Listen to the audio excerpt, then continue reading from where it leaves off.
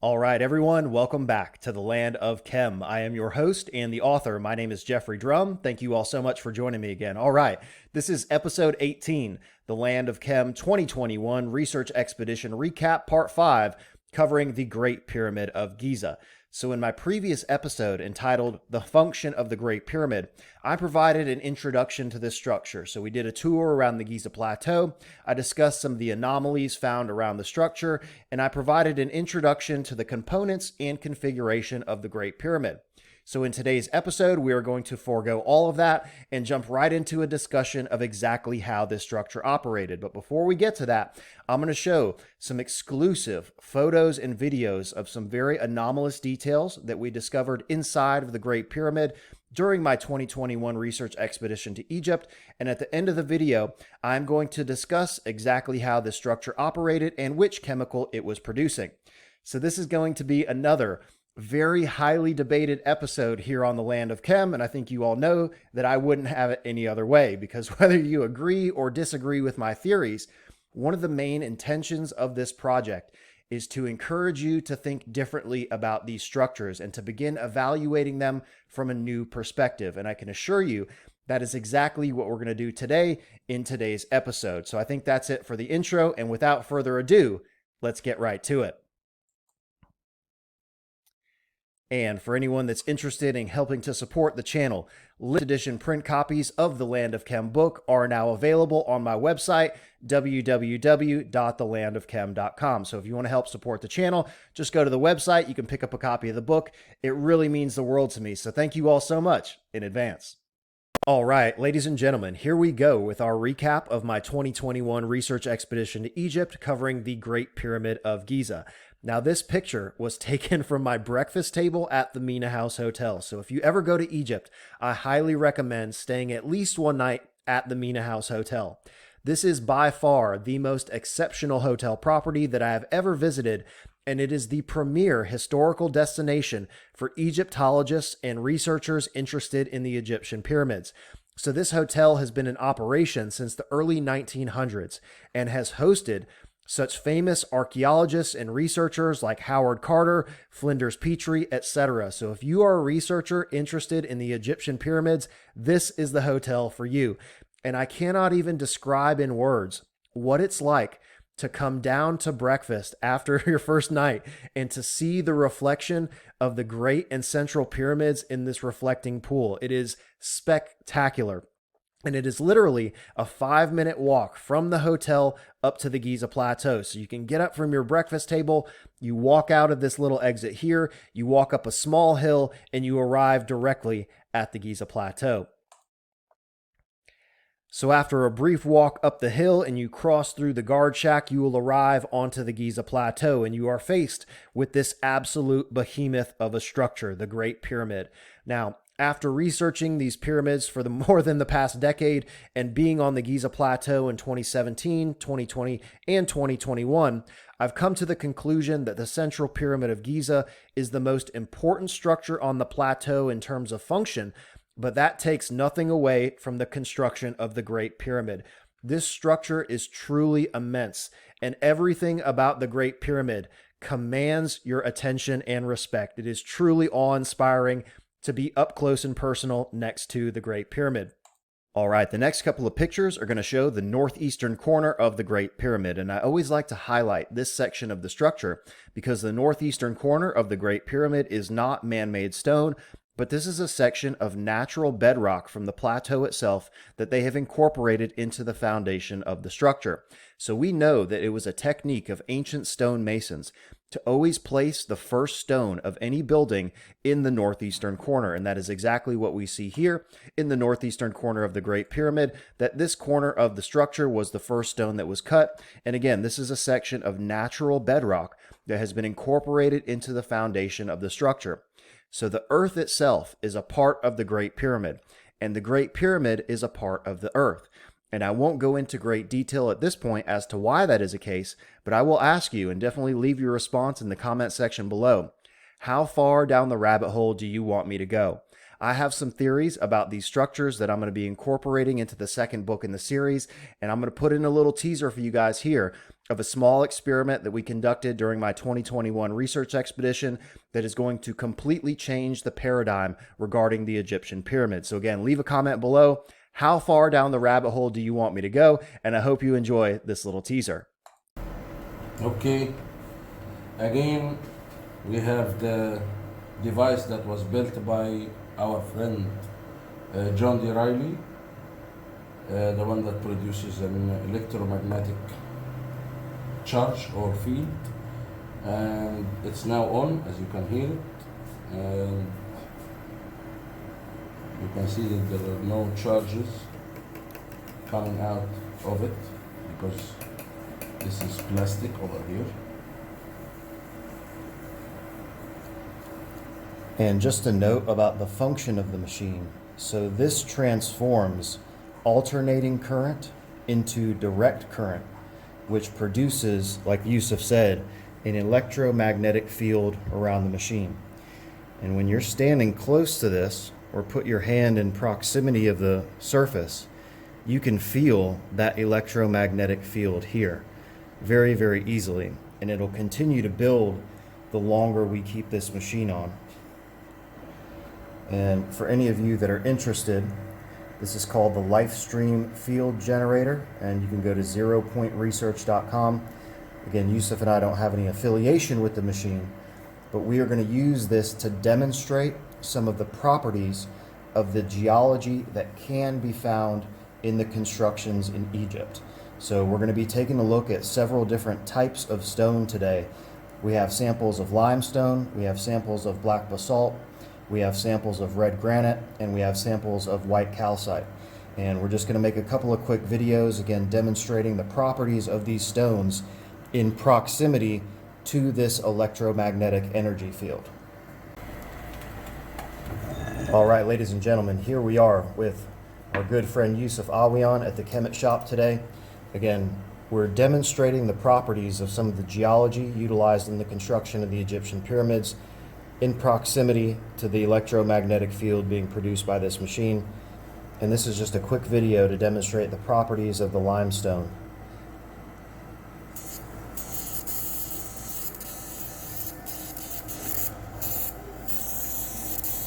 Again, you can see and hear the discharge.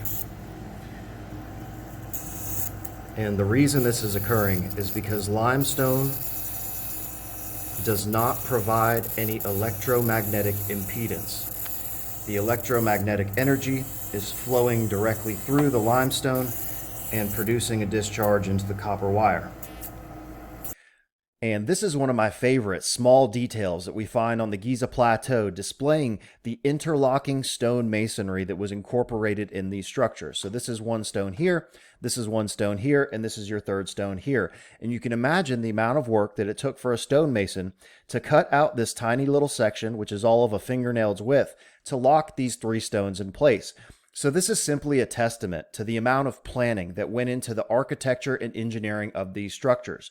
This cut was planned before these stones were ever excavated from the quarry, and it was executed with such skill and precision that to this day it is mind-blowingly impressive that this ancient civilization was able to accomplish these feats. And these two pictures are showing the northern face of the Great Pyramid. So you can see the modern and original openings to the structure, and you can also get a sense of the scale of the Great Pyramid. So this here is the modern opening into the Great Pyramid. And this is a tunnel that was excavated by El Mamun, which leads into essentially the bottom of the Grand Gallery. And we're going to see that in a video here in just a moment. Right above it, this is the original opening to this structure, and the descending shaft leads from this opening on the northern face down into the structure, and it leads into the subterranean chamber. And you can see here on the right, again, just a zoomed in picture so you can get a sense of the scale of these holes and a sense of the scale of the structure at large. So these are some people here, and you can see just how big this structure really is. And this is another close-up picture of that northern face of the Great Pyramid, and you can see here the two chevrons, under which is the opening to that descending shaft. Now, most tourists don't get access to this section of the pyramid. This is actually closed off to the public, and you have to pay for special permission to get access to this area, which I hope to do in my 2022 research expedition to Egypt. And this is one of my favorite diagrams showing the configuration of the Great Pyramid. And as I showed before, the opening to the descending passageway is here on the northern face of the structure.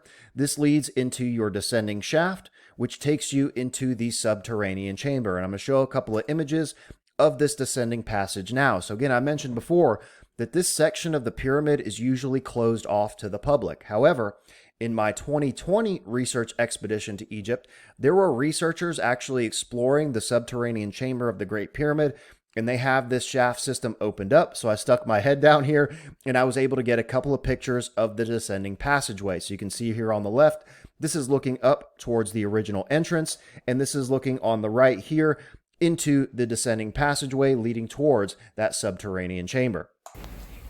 All right, here we go, ladies and gentlemen, into the Great Pyramid.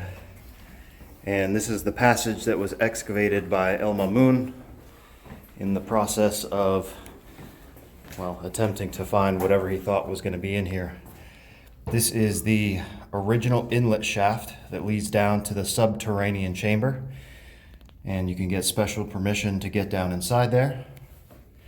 But that is original. The part that we are in now is not an original part of the structure. Yeah, and put in mind that if he found the original door on the outside, was only going to lead him to the subterranean chamber. Correct. And all this part was not going to be accessible. Absolutely. That's why we understand the possibility of having more chambers than other pyramids. It's very possible. And here we go, looking up toward the Grand Gallery. And I will be back with you in just a moment. All right, this diagram shows the configuration of the quote-unquote Queen's Chamber, and I will from here on refer to this by the technical name that I use in the book, which is the collection or extraction chamber. Now, a couple of things that I'm going to point out about this diagram. First, there is actually a large hole here in the floor of this chamber, which has been filled in with modern concrete and masonry. I'm going to point out here in a second. I believe that this is the extraction shaft that was utilized to remove the product from this pyramid.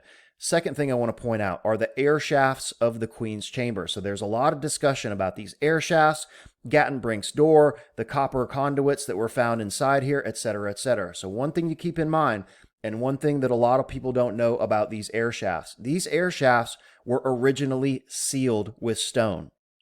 Okay, these were not discovered until the late 1800s. I believe the date is 1872, when they broke through the stone that covered up these air shafts and discovered these air shafts in the Queen's Chamber. So keep that in mind when you are evaluating the theories that propose that the Great Pyramid is a giant battery. Remember, these air shafts were originally sealed with stone. They were not open like the air shafts of the King's Chamber. And we're going to come back to that here in just a moment.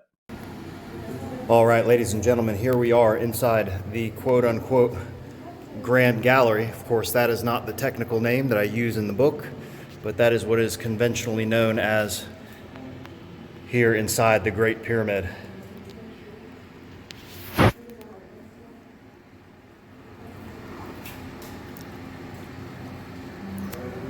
And we're looking down toward the modern entrance to the structure.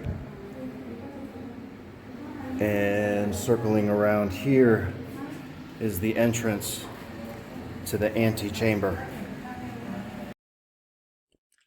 All right, and the next couple of things that we're going to discuss are these niches that are located here out in front of the opening to the Queen's Chamber, and the niches that run along the edges of the Grand Gallery as you ascend towards the King's Chamber. So this picture was taken from my 2017 research expedition inside of the Great Pyramid. This was actually my first time going inside of the structure, and you'll notice that the channel here in the center of the Grand Gallery was left exposed, at least at that time. And it appears to me that there's been some erosion of this center channel, and you'll notice that there are absolutely no stairs in this center channel. There's actually no stairs whatsoever inside of the Great Pyramid. So keep that in mind. Again, if you're considering that the Great Pyramid was designed for a pharaonic burial, where are the stairs that are going to facilitate the delivery of the pharaonic burial into that King's Chamber? So again, back to these niches. So it does appear to me that these niches are an original part of the structure. So you will notice that these niches are not carved into the stone. The niches are formed by the shape of the stone around it. And that is an indication that they are an original part of this structure. And I'll get to that here in just a moment. Now, after evaluating these niches, the configuration, etc., I do not think that they have any function in terms of the operation of the structure overall. Now, that being said, there are several researchers that propose that these niches and that the Grand Gallery are a part of a machine that was utilized in the construction of the pyramid itself, and that these niches are either structural or architectural components that somehow facilitated the construction process. And one guy believes that there was an apparatus installed here that was utilized to facilitate the movement of stones into the upper courses of the pyramid. And I actually really like this idea. One of the great things about the alternative theories regarding the Egyptian pyramids is that none of these ideas are mutually exclusive. Just because one researcher proposes a function regarding the construction of the structure, that doesn't necessarily exclude my theory that the ultimate goal of these structures was for the production of chemicals. So again, very, very interesting details to note. Again, I do think that these niches out in front of the Queen's Chamber are an original part of the structure. They are not carved into the stone later. But again, I don't think they have any function in regard to the production of chemicals inside of the Great Pyramid. And the next couple of pictures are just going to show some images. This one was from my 2020 research expedition. You can see at this point, they've covered up that portion of the central channel, so you can no longer see that. And you can see here, these are the niches that I was referring to, and I'm going to show some close-ups of these here in just a moment. This next image was taken from my 2021 research expedition, and you can see here that there's actually been restoration work inside of these niches, and there are several areas inside of these chambers that have been restored. So I'm going to show some pictures of those coming up here in just a moment as well. All right, so this is a very, very old picture, obviously, from inside of the Grand Gallery, and you can see here that these are the niches moving up the edges along the Grand Gallery. And you can see here the eroded central channel inside of this area. And again, there are no stairs inside of this central channel. It was a smooth channel that ran all the way down here into the opening toward the King's Chamber. So let's go, and these are a couple of close-up pictures showing the niches that are located in front of the Queen's Chamber. And there is some very unusual staining. You can see this black material here that has accumulated all around this edge. And here on the right is a close-up lit picture of that black material. Now, you would have to do a chemical composition analysis to determine exactly what this material is and what caused it. And the same can be said with the remainder of the staining inside of these chambers. And I'll show some pictures of that coming up here in just a sec. Here's another close-up showing that black staining in one of the niches in front of the Queen's Chamber. This is an image from inside of the Queen's Chamber. So as I previously discussed, these quote-unquote air shafts, they're not air shafts because they don't go all the way to the outside of the structure. These were actually covered with stone, and these were not discovered until the very late 1800s. So these were not openings to these shaft systems. This was sealed with stone. So again, keep that in mind. And this is the hole that I believe was the extraction shaft that was utilized to remove the aqueous product from this structure. Now again, this hole you can see has been filled in with concrete and modern masonry. All right, so now we have evaluated the northern opening, the descending passage, the subterranean chamber, and we took a look here at the Queen's Chamber and some of the niches out here in front of that section of the structure. Next thing, we're going to take a look at the Grand Gallery. We're going to take a look at the niches that are located along the edges, some of the restoration work inside of this chamber, and also some of the very unusual staining that is found in the upper vault all along the Grand Gallery. All right, so here are some pictures from inside of the Grand Gallery. These are both from my 2021 research expedition. So this picture was taken from the bottom of the Grand Gallery, looking up towards the King's Chamber. And this next picture was taken from the King's Chamber, looking down toward the modern entrance. And again, you can see that there is restoration work all inside of this chamber that has been anchored to the chamber itself with these iron bars. And I'll show some pictures of that here in just a second. All right, these next couple of images are going to show the very unusual staining that is located in the upper vault of the Grand Gallery. And it is a white, powdery kind of staining. It reminds me of oxidation of some sort. Again, you would have to take a chemical analysis to determine exactly what this material is and what caused it. But I just wanted to point out that there is some very anomalous staining covering the walls of the Grand Gallery. And next couple of pictures, this is just some dark staining underneath one of the tiers inside of the Grand Gallery. Here's another section that has some very, very dark staining that is covering this section of the chamber wall. Very unusual. Here's another one on the right side that has that dark staining along one of the tiers. And there's actually holes that have been drilled in here that go all along the underside of this tier. Very, very unusual. Don't know during what time period these holes were drilled, but they are certainly there. All right, and this is a picture of some of that very shoddy restoration work that was done inside of the Grand Gallery. You can see here this lighter colored stone is original stone from the chamber, and this darker colored stuff, this was all restoration patchwork that came around much later, and you can see these patches are anchored into the chamber with these iron bars. Here's just a close-up of some of that really shitty restoration work that was done inside of this chamber. It looks absolutely terrible. And here are some pictures of the niches that are going along the edges of the Grand Gallery leading up towards the King's Chamber. Now, these niches have been incorporated in several other theories regarding the function of the Great Pyramid. But I just want to point out that these niches have been carved into the stone with chisels. They are very, very crudely carved into the pre-existing limestone in the chamber. To me, this is an indication that these niches are not an original part of this structure.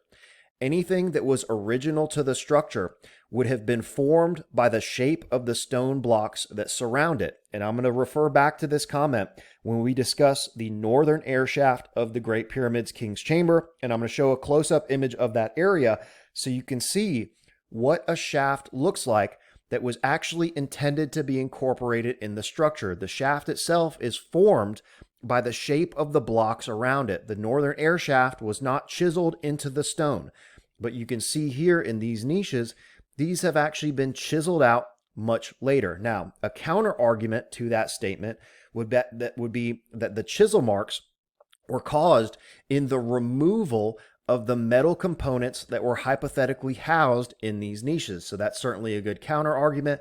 But to me, after looking at these things over the past 5 years in 2017, 2020, and 2021, I get the immediate impression that these niches are not an original part of the structure. All right, so moving into the King's Chamber, and that is, again, the official pharaonic name for this chamber. I will, from here on out, refer to it as the sulfur furnace, because, again, this was a furnace that was designed for the production of sulfur dioxide, and I think you guys can see what direction we are heading in terms of the chemical operation inside of this structure. So the next thing that I'm going to discuss is the antechamber leading into the King's Chamber. But one thing I'll point out on this diagram is the shaft here in the northwestern corner. Again, this is covered up by a modern steel plate, but there is a shaft that goes here into the northwestern corner of this King's Chamber that has not yet been fully excavated. So another anomalous detail of the Great Pyramid. But let's take a look inside of this antechamber, more specifically so that I can show the 4 deep grooves that are here on the southern wall of the antechamber, which facilitated the movement of the sulfur dioxide gas that was being produced inside of the furnace, passing through the antechamber into the contact process chamber, otherwise known as the Grand Gallery. And here's a couple of pictures from inside of the antechamber leading into the sulfur furnace. So again, these stone housings here used to house 3 stone blocks that were inside of this chamber that effectively sealed the inside of both of these chambers. There was no way to get from the Grand Gallery into the King's Chamber, and vice versa. There was no way to pass from the King's Chamber into the contact process chamber, except for these deep grooves. And I'm going to show these here in this next image. All right, so these 4 deep grooves were engineered to allow the passage of gases through the antechamber from the sulfur furnace into the contact process chamber. Because again, there would have been a stone block that completely sealed off this antechamber, and the only thing that could have passed through here are gases moving through these grooves. All right, the next couple of images are going to be from inside of the King's Chamber. And again, as I mentioned in regard to the niches inside of the Grand Gallery, those niches have been chiseled out with chisels. You can very clearly see the crude chisel marks that have carved out those little niches. This air shaft, however, is formed by the shape of the stone surrounding it. So you can see here that this edge of the shaft is formed by this block. This remaining edge of the shaft is formed by the other block. And you can see this one up here forms the top of the shaft. This shaft was not carved into the stone. It was formed by the shape of the stones themselves. So again, this is an indication that this shaft was indeed an original part of the structure, but this also helps to prove to me that the niches in the Grand Gallery are not an original part of this structure. So let's take a look inside of this northern shaft. And again, you can see that this was not carved into the stone, but the shaft itself was formed by the shape of the stone blocks. So that being said, these air shafts are another miraculous accomplishment of architecture, engineering, and construction. It is unbelievable that they were able to form this shaft leading from the sulfur furnace all the way to the outside of the pyramid just by shaping the stones surrounding it. This is an absolutely amazing technical feat, a very seldom mentioned detail about this structure, but I think it's very, very important. When you're evaluating these small components of these structures, you have to look at these type of details. So again, northern shaft, very clearly an original part of the structure. But again, those niches in the Grand Gallery, those look to me to be very crudely chiseled out at a later date, not original components to the structure.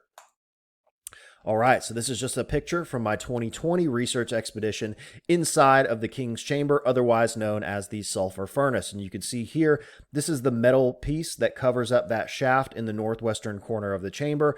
Again, I'm going to talk about some of the anomalous staining inside of this sulfur furnace because there's some very unusual stains inside of this chamber as well. Here's a quick picture showing the termination of your southern air shaft, which leads into the chamber. Next couple of images are going to show, so this is the opening of the antechamber that leads into the sulfur furnace. This is the opening of the northern the northern air shaft. As I mentioned before, the air shafts, quote unquote, from inside of the extraction chamber were completely sealed with stone. They were not open like they are here in the King's Chamber. So again, keep that in mind if you're considering the theory that the Great Pyramid is a giant battery. Those shafts in the Queen's Chamber were not originally open. All right, next couple of pictures. This is one section of some very unusual staining inside of this sulfur furnace. So these little holes here have been patched up with modern concrete. They are very clearly holes, and there's some very unusual dark material that is here surrounding this hole. Again, do the chemical analysis, contact the Egyptian Ministry of Antiquities, pay however much money you have to pay to get official permission to do these type of things. But again, you could do a chemical analysis to determine exactly what that staining is and what caused it. Now, the same can be said of the dark staining that is located in the top of this furnace chamber. So that you can see that here, there is a very specific pattern of some very unusual staining inside the roof of this chamber. So you can see here that on each side, there is very, very dark staining. Here, here, here. Again, what is this material? You'd have to do a chemical composition to determine exactly what it is and what caused it. But again, a very anomalous detail inside of the sulfur furnace of the Great Pyramid. This is just another picture of the termination of the southern air shaft. This is a picture showing the inside of that. Now, that this shaft has been more or less completely destroyed over the ages of people have gone in here and excavated it and expanded it, etc., etc. It looks like the shaft is rounded out at this point, but all indications do show that this was originally a rectangular shaft. However, the termination of that shaft, I do not believe was a rectangle. And you can see that there's a very unusual curvature here. Right here, this is the termination of that southern air shaft, and there is a curved piece of stone that leads here, coming out of that. So again, the termination of this, I don't believe, was just a normal rectangle. It would have had a more elaborate termination, but again, very difficult to say given the current destroyed state of that termination. All right, ladies and gentlemen, now that we've completed our recap of my 2021 research expedition inside of the Great Pyramid, let's jump into a brief review of exactly how this structure operated. So there's several components that we're going to discuss, and I'm going to name each one of these individually. So the first being your subterranean pump chamber. Your subterranean pump chamber was utilized to push water up through the well shaft into your contact process chamber. So this contact process chamber would have been completely filled with water. This chamber here in the center is your extraction chamber. And this chamber here is your sulfur furnace that was utilized for the production of sulfur dioxide. So let's start with the subterranean pump chamber. So I am not opposed to the idea that this subterranean pump chamber was a pre-existing component that existed before the construction of the pyramid itself, because this is a very useful chamber here if it was simply just a water pump. So there's two different ways that you could get water into this system. The first being from the exterior reservoir, which I propose in the book, and the water from the exterior reservoir flows through the descending passage, filling the subterranean chamber, and then your pump stone was inserted into the northern shaft, pushed down the descending passage, which forces the water up through the well shaft into the central chambers. I am also not opposed to the idea that the water came from below in subterranean aquifers. If that were the case, your descending passage will also act like a syringe, and you could draw your pump stone back up the descending passage, which would pull water into the subterranean chamber. A one-way valve could then be closed. The pump shaft was reinserted into the descending pump and pushing the water into the central chamber. So again, that is the proposed function of this subterranean pump chamber. And I am certainly not the only one that has come up with that idea. There's a gentleman by the name of John Cadman that has been researching the Great Pyramid ram pump theory for quite some time. And we actually came to the same conclusion independently. I don't think that my theory operates the exact same way as John Cadman's, but nonetheless, everyone is looking into this subterranean chamber as being some sort of a water pump. And again, it certainly could have been a pre-existing functioning structure that was utilized to distribute water across the plateau. So that is the function of the subterranean pump chamber. Now, the next component and mechanism that we're going to discuss is the contact process chamber and how the water inside of this chamber is utilized to draw air in through the sulfur furnace air shaft. So let's envision your subterranean pump system being completely filled with water all the way up to your queen's chamber. Because again, the water is going to rise within the structure to equal the level of the water in the exterior reservoir. So again, if your reservoir was this high, coming up to your northern opening, the water level would also fill to that level inside of the structure. So again, we're going to put our stone into the pump shaft here, compress all of the water in the subterranean chamber up through the well shaft, and begin filling this central chamber. Now, if this central chamber, this contact process chamber, was completely filled with water, if you were to then begin to drain this chamber of water, that mechanism will draw air into the sulfur furnace through these air shafts, because these air shafts are not going to automatically draw air into the chamber unless there is some sort of negative pressure mechanism that will draw that air into the chamber. So again, this contact process chamber is filled with water. If you were then to begin to drain that contact process chamber, it's going to draw air from the outside into these air shafts, and that is also going to facilitate the movement of the sulfur dioxide being produced inside of this chamber. It is going to pull that sulfur dioxide through those four grooves in the antechamber into this contact process chamber. Okay, so now that I've explained those two mechanisms of operation, let's incorporate those into an explanation of exactly how this structure operated overall. So the first and most important chamber is the quote-unquote king's chamber, otherwise known as the sulfur furnace. So this sulfur furnace was designed to produce sulfur dioxide gas, and I'm not going to go into an explanation of exactly how that occurred. I will leave that for anyone that wants to purchase a copy of the book, and I will definitely get into an explanation of that component specifically in another video at a later date. But nonetheless, the sulfur furnace was producing sulfur dioxide. That sulfur dioxide was drawn through the antechamber when the water level in the contact process chamber was lowered. That sulfur dioxide gas began to accumulate here in your contact process chamber. The water level was raised again in your contact process chamber, bringing the water into contact with the sulfur dioxide gas. Now, that sulfur dioxide gas is extremely water soluble and will begin to dissolve into the water in the chamber, producing a very dilute solution of sulfurous acid, not sulfuric acid yet, but sulfurous acid. Now, that sulfurous acid will gradually oxidize in the air in the chamber to yield an extremely dilute solution of sulfuric acid. Now, that may have some of your attention. One being there is another very prominent researcher that proposes that the Queen's chamber inside of the Great Pyramid was filled with a dilute solution of hydrochloric acid. So very, very unusual similarity between those two theories. I think that the Great Pyramid was producing sulfuric acid, and we'll get to the hydrochloric acid here in the next step. But nonetheless, we both propose that there was an electrolytic solution inside of these chambers.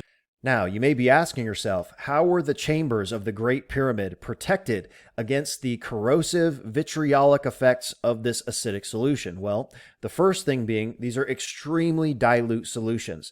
They are not going to react very aggressively with the limestone of these chambers. Second, the aqueous product was immediately removed from these chambers for collection. It's not like it's sitting around inside of these structures, actively reacting and deteriorating the limestone.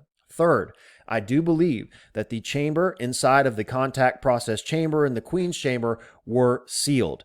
Now, one of the most abundant resources in all of Egypt is sand. What is sand made out of? Sand is made from silica. Well, even today, some of our modern sealers, all of these are silica-based compounds.